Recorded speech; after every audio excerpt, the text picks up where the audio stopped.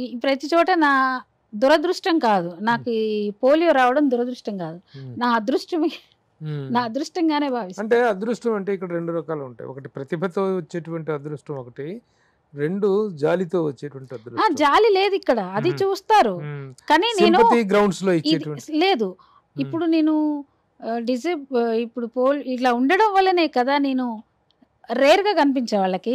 ఉమ్, ఇలా ఉండి చేసిన వాళ్ళు ఎవరు లేరు కదా. నేను చెప్పడం అవును. అది. అవును. ఉమ్, నేను ఇలా ఉండి చేయడం ఇప్పుడు మామూలుగా ఉండి చేస్తే 10 మందిలో నేను ఒకదాన్ని. ఉమ్, అలా ఉండి చేసిన బట్టే నాకు భారత రాష్ట్రపతి లేకపోతే సత్యభామ చేసిన వాళ్ళు చాలా మంది ఉన్నారు కదా. సురభి వాళ్ళు ఎన్ని చేస్తుంటారు, వేలల్లో చేస్తుంటారు. ఉమ్. సో అది కాదు. అక్కడ ఏం చూసారు, person with disability could do Yes. This అని ఈ చూసారు. వైకల్యాన్ని ఎలా జయించారు, ఈ వైకల్యాన్ని ఎలా అధిగమించారు అధిగమించే దాంట్లో చూసారు. అనేటువంటి సో గ్రౌండ్స్ ఆ లో. రకంగా నాకు అదృష్టమే అనుకోవాలి.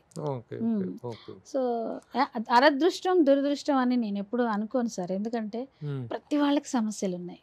ఉమ్, అంటే అంత చిన్న వయసులో నాకు తెలియలేదు కానీ ఉమ్, ఎదుగుతున్న కొద్దీ నేను ఉమ్. ఇదే నా సమస్య, ఎదుటి వాళ్ళకి ఇంకొక సమస్య ఉంది. ఇంతకంటే దారుణమైన ఇంకో సమస్యలు. సమస్య ఉంటుంది. ఇంకో వాళ్ళు చెప్తున్నప్పుడు అమ్మ నేను బెటరే కదా అనిపిస్తుంది ఎప్పటికప్పుడు.